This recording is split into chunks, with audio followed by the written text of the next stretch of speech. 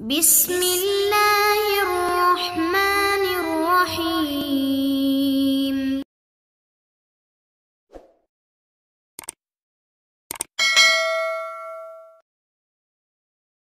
Bismillahirrahmanirrahim. Assalamualaikum warahmatullahi taala wabarakatuh. Waalaikumsalam warahmatullahi wabarakatuh. Alhamdulillahirabbil alamin. Alladzi hadana ila siratal mustaqim. Wassalatu wassalamu ala asyrafil anbiya'i wal mursalin sayyidina wa maulana Muhammadin. Di syafaatil uzma. Wa ala alihi wa sahbihi ajma'in, amma ba'd. Yang saya hormati rekan sekalian yang masih memiliki kesempatan untuk selalu beramal, ya, tentunya amal soleh, bukan amal toleh, ya. Jadi bahasa Arab ada soleh, ada toleh. Soleh itu baik, toleh itu kebalikannya. Mirip-mirip hurufnya, depannya sod, satu lagi depannya tok, toleh, soleh. Kalau bahasa Jawa toleh. Ya, alhamdulillah kita masih berkumpul di sini dalam acara sholat asar berjamaah. Kemudian juga kita untung, ya, mudah amal ibadah kita diterima oleh Allah Subhanahu wa taala. Amin. Kita surah Fatihah yang kita niatkan diri kita pribadi dan keluarga kita, mudah-mudahan menjadikan keluarga yang sakinah mawaddah warahmah. Segala kebutuhan kita, segala doa kita dikabul oleh Allah Subhanahu wa taala. Ud'uuni astajib lakum. Berdoa kepadaku, kata perintah dari Allah, niscaya Allah janjikan dikabul oleh Allah Subhanahu wa taala. Dan buat ini Allah selamatkan, Allah beri kejayaan, Allah beri keberkahan, dan Allah tuntun dia ke jalan yang selalu diridhoi oleh Allah Subhanahu wa taala. Dan kita doa Al-Fatihah buat Imam Al-Ghazali, pengarang kitab Bidayatul Hidayah. Ala hadiniyah biniyatil qabul al-Fatihah.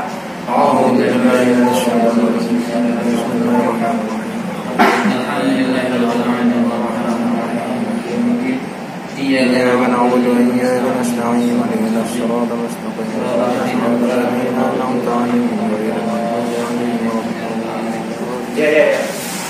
Ya. Mungkin rada panjang ya. Rada panjang waktunya. Saya ngambil tema pada hari ini tentang nasib amal kita di hadapan Allah Subhanahu wa taala. Sederhananya adalah ketika kita bekerja di kantor, pastinya ada laporan yang atau ada penyelesaian pekerjaan yang menjadi tanggung jawab kita, ya. Harus selesai nih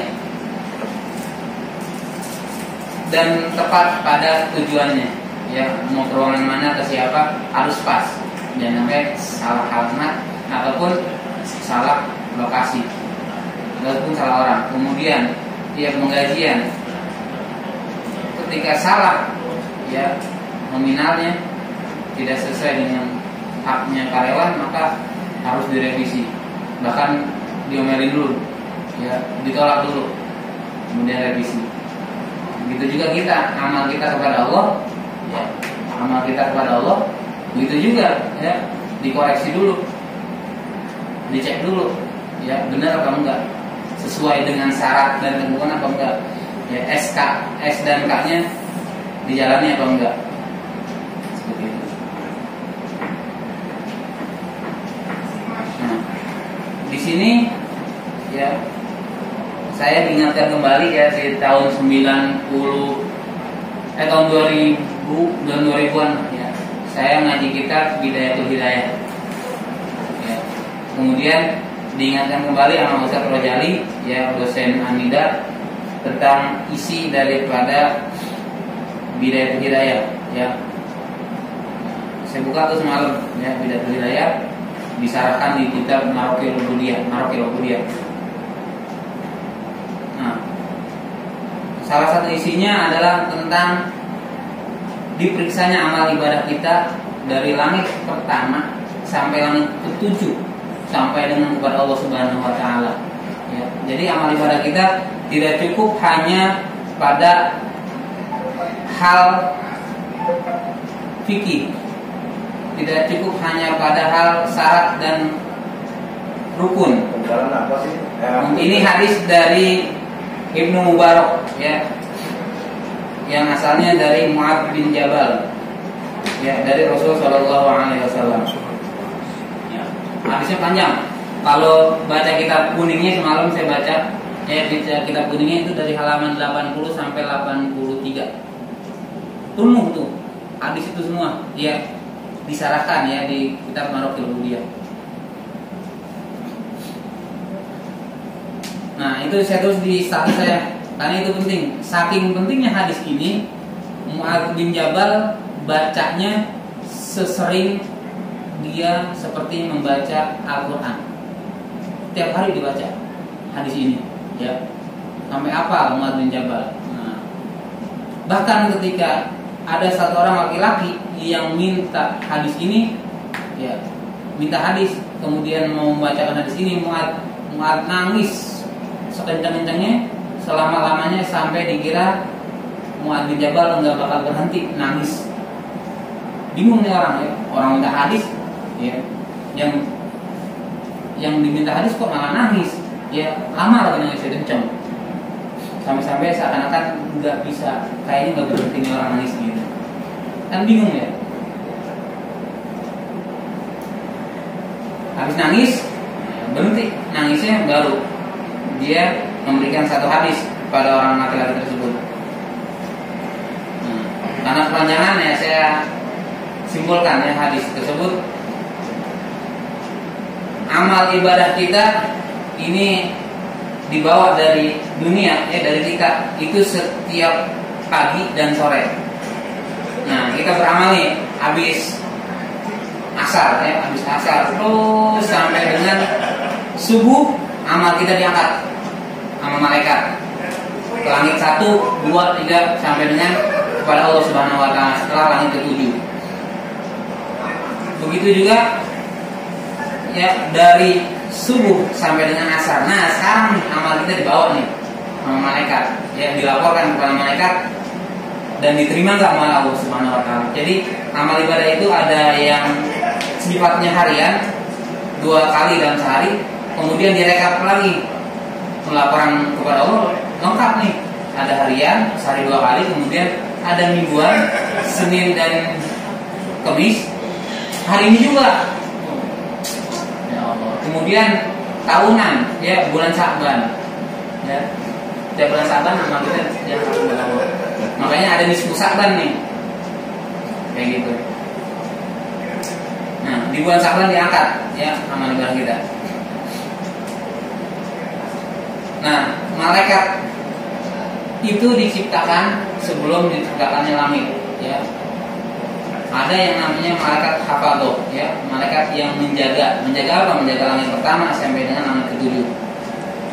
Ya, amal ibadah kita dibawa. Jadi saya kasih judul, hindari 8 hal agar amalmu tidak sia-sia di hadapan Allah. Kita beramal nih dari pagi nih, dari tadi subuh, siangan atau enggak subuh kita. Terus habis sholat subuh, ya, ngapain kita? Ya, ngobrol kah? Ngapain kah? Kemudian habis subuh kita berangkat, setelah mandi kita berangkat kerja. Di pekerjaan kita ngapain aja? Nah, semua amal kita diangkat, ya, yang baik, ya, diangkat oleh malaikat. Nah, harapan kita kan amal ibadah kita diterima oleh Allah Subhanahu wa taala, ya. Sedekah kita diterima, tahajud diterima, yang duhanya diterima, yang sholatnya diterima, apalagi sholat berjamaah diterima oleh Allah, kan gitu harapannya. Buat apa? Sebagai catatan amal baik kita yang nanti menjadi timbangan baik ketika dia hisab, gitu, ya, diterima, kan gitu, ya, amal kita diterima. Orang pekerjaan aja kita harapkan disposisi kita disetujui oleh direksi, kayak begitu kan. Begitu juga amal ibadah kita, jangan sampai amal ibadah kita kalah pentingnya, ya, ketimbang pekerjaan di kantor. Yang pertama, ya, amal ibadah kita dibawa nih sama malaikat, dibawa menuju langit pertama, ya, dicek dulu langit pertama nih, pos 1 langit pertama. Ayat 8 berapa ya? Langit ya mana? Di langit pertama ya, malaikat hafadzah nih langit pertama. Dicek amal ibadahnya dari pagi sampai asar ini mengandung ghibah atau enggak? Tuh ya, mengandung ghibah. Jadi dalam sehari ini ada ghibah enggak? Ya, ketika kita udah capek-capek zikir malam, ya, habis subuh kita baca Quran segala macam, di siang hari ada ghibah. Kita ghibah nih, bukan fitnah nih, lebih parah lagi fitnah. Ghibah dong nih ngomongin. Memang benar orang yang begitu, tapi kelemahan orang ketika orang dengar itu, orang marah dengan ghibah. Ya, itu kita ghibah nih. Beda ya ketika itu buat pembuktian di pengadilan ataupun buat saksi, beda lagi. Ini ngomong yang memang gak ada manfaatnya buat kemaslahatan. Ngomongin aja orang, kejelekan orang, keburukan orang, kekurangan orang, ghibah. Maka kalau ada unsur ghibah, maka kata malaikat tampar amal ibadah tersebut, kembalikan ke mukanya. Ya. 4.000 pukul, ya. Maksudnya pukul, lemparin ke mukanya orang yang beramal tersebut. Kalau ada unsur ghibah, nggak diterima amal ibadah kita tuh, capek-capek tuh semalam matahari segala macam. Kemudian, ya, dari ghibah udah lolos, dibawa sama malaikat hafadzah ya sampai ke langit kedua. Langit kedua ada apa namanya? Dicek lagi sama malaikat hafadzah langit kedua. Itu dari al-fakhru ya, kebanggaan. Ada nggak unsur kebanggaan dalam diri kita ketika kita menjalankan ibadah? Kalau ada unsur bangga, wah. Jadi biar dianggap sama orang ya ketika kumpul nih, wah, gue semalam tahajud, wah, gue semalam zikir, wah, tadi saya semua bangga sama diri sendiri. Ada sifat al-fakhru ya, bangga terhadap diri sendiri. Walaupun memang gurunya udah benar, rukun dan syaratnya betul ya. Tapi kalau ada sifat bangga, maka ditolak, tampar amal ibadah kita. Langit pertama lolos, langit kedua nggak lolos. Langit kedua lolos, langit ketiga takabur. Ada sifat takabur nggak dalam diri kita? Oh, takabur, merasa kita lebih besar. Asal katanya dari kabarok ya, besar, merasa besar, yang lain kecil. Wah, gua nih yang hebat nih, gua yang besar nih. Itu diri tuh, udahnya tuh. Iya, yang lain kecil lah. Iya. Ya pokoknya lah. Kan ada tempelnya. Bukan merasa, itu memang udah takdir. Waktunya tua. Takabur ya. Ada sifat takabur dalam diri kita, yang merasa gede, yang lain kecil. Ya. Itu dari itu.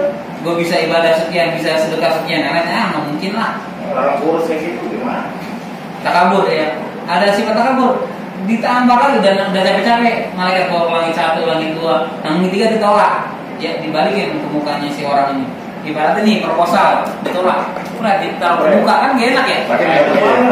Ditolak aja, ditolak gini, maaf ya, itu ya, kita udah sedih ya, gimana caranya di muka, bukan dari, waduh. ini amal ibadah dilempar ke muka. Oh takabur nggak ada, naik langit keempat. Takabur nggak ada, naik langit keempat. Dicek ada nggak sifat ujub, ya ujub, ya ajaba, ujub, ya sifat ujub. Wah, saya paling bagus nih. Yang lain cuma bisa sedekah 1.000, saya 10.000. Oh. Atau yang lain proposal jelek, saya bagus sendiri. Saya yang diterima sama atasan, yang lain nggak diterima usulnya. Rasa ujub. Nah, ada rasa ujub nih, maka amalnya ditolak. Dari langit keempat, capek-capek malaikat lempar lagi ke mukanya. Oh nggak ada ujub, udah bersih. Naik ke lantai 5. Iya. Iya. Naik ke langit kelima. Ya naik ke langit kelima. Dicek lagi langit kelima. Ada nggak rasa dengki, hasad? Iya. Deli semua. Kalau hasad, Deli semua itu. Dengki ya. Dengki itu meriang kalau ngeliat orang seneng. Oh. Nah kalau yang cari kaya itu, kalau cari kaya. Dengki ya, meriang melihat orang senang ya. Sakit jantung kalau melihat orang beruntung. Tuh dengki ya, dengki aja sama siapapun ya, entah sama tetangga di hari itu, entah sama teman kantor di hari itu. yang dapat door prize, yang dapat ini yang dapat door prize, coba gue dengki lagi ngomongnya. Wah, teman kita dapat plus itu nggak ada meriang gitu, melihat orang senang, ya. Meriang melihat orang senang, sakit jantung melihat orang beruntung. Deli itu. Iya. Enggak kayak deli semuanya udah. Dengkinya udah hilang nih, nggak ada dengkinya, naik langit ke-6, masih jauh nih, ada 7, 8, ya. Langit ke-7 terus ke Allah, ya. Langit ke-6 dicek, dengki udah nggak ada, ujub nggak ada, takabur nggak ada, dicek lagi. La yarham, nggak punya rasa kasih sayang kepada sesama. Oh, nggak peduli teman kantor udah makan atau belum, susahnya gimana, tetangga susah apa enggak, ya. Nggak punya rasa kasih sayang kepada sesama. Salok sendiri. Saya. Iya. Jadi ini kegiatan sosial ya, kebutuhan sosial ya, bertetangga, kepedulian sama tetangga, kepedulian sama teman, kepedulian sama kelompok sebelah, ya. Itu kalau nggak punya maka ditolak, ya. Tetangga lagi susah, ya, di saat itu kita nggak bantu, kita cuekin. Orang minta, bukan kita kasih malah kita omelin. Nah itu ditolak amal ibadah kita. Nah, misalkan lolos dari langit ke-6, langit ke-7. Nah di langit ke-7 ya dicek nih amal ibadahnya. Dia punya rasa kasih sayang, nggak punya dengki, nggak punya hasad, ya. Kemudian nggak punya takabur, ujub. Dari langit pertama, di langit ke-7 dia tidak, karena Allah masih mencari kemasyhuran pada manusia, pengen dianggap bagus di antara manusia. Dia duduk di antara ahli ilmu, dia pengen dianggap, wah hebat nih dia nih. Dia duduk di antara orang yang alim, pengen dianggap hebat. Duduk di antara para pejabat, pengen dianggap hebat. Enggak sama sekali tawadu, enggak sama sekali merendah hati, ya. Nggak rendah hati, sombong gitu, ya. Itu ketika ada rasa itu maka ditolak amal ibadah, capek-capek nang langit ke-7. Nah setelah langit ke-7 maka diangkat barang-barang malaikat semua seperti iring-iringan pengantin. Wah, udah dibagus-bagusin amalnya, mau naik ke Allah Subhanahu wa taala. Diterima enggak nih sama Allah Subhanahu wa taala? Orang malaikat pikirin dari langit pertama, ya, gibah nggak ada, takabur, sifat bangga nggak ada, takabur nggak ada, ujub nggak ada, hasad nggak ada. Kemudian dia sayang kepada sesama, kemudian juga dia tawadu depan orang, ya. Kemudian dianggap wah udah tinggal diterima nih sama Allah. Tahap ke-8, ya, udah langit ke-7 udah lewat, tahap ke-8. Tahap ke-8 dilihat sama Allah. Yang lain malaikat nggak bisa melihat hatinya ikhlas apa enggak. Oh, dari ya, Allah yang tahu isi dalam hati manusia ikhlas apa enggak. Allah yang tahu, saya. Dia nggak ikhlas, ya, dia nggak ikhlas melakukan ibadah dari pagi sampai sore atau dari sore sampai menjelang subuh. Dia ibadah nggak ikhlas, bukan karena sayang, masih ada yang dicari selain saya, atau dia kerja, Bismillahirrahmanirrahim kerja, tapi karena takut sama atasan, takut atasan marah, ya, bukan karena Allah. Atau ibadah nih karena calon mertua misalkan, ya, wah tahajud dan malam, update ke calon istri, istri 1, istri 2, istri 3, ya, silakan ya. Iya. Ya. Ada ya. Ada yang Jadi kesimpulannya amal ibadah kalau kita jadikan andalan buat kita masuk surga kayaknya jauh hasil. Makanya amal ibadah, ya, itu tidak bisa kita andalkan. Yang bisa kita andalkan adalah rahmat Allah Subhanahu wa taala. Ya. Tapi tetap, ya, bukan menjadi pesimis, tapi optimis. Caranya bagaimana? Caranya sering tafakkur, ya, sering mengoreksi diri sendiri, ya. Mudzakarah, ya. Ingat, apalagi di siang hari nih, ya, menjelang sore ibadah ditarik diangkat sama malaikat, ya. Siang hari kita banyak tafakkur, ya, berpikir, kemudian muhasabah, ya. Ada nggak di hari ini sifat dengki, sifat ujub, takabur, segala macam, ya. penyakit-penyakit hati. Dan juga kita masih peduli nggak sama sesama. Peduli nggak? Ya. Jadi menjadikan kita optimis ya untuk semakin meningkatkan ibadah kita setiap hari. Semoga kita tetap istiqomah. Ya, mudah-mudahan ya amal ibadah kita diterima oleh Allah Subhanahu wa taala. Amin ya Allahumma amin. Sehingga amal ibadah kita tidak sia-sia di akhirat. Ya. Kitab Maraqil Ubudiyah halaman 80 sampai 83 ya. Matan dari kitab Bidayatul Hidayah karangan Imam Ghazali ya. Sekian kita tutup dengan doa kepada Subhanallah wa bihamdika asyhadu an la ilaha illa anta astaghfiruka wa atubu ilaik. Sekian, mohon maaf atas segala kekurangan. Assalamualaikum warahmatullahi wabarakatuh. Waalaikumsalam warahmatullahi wabarakatuh.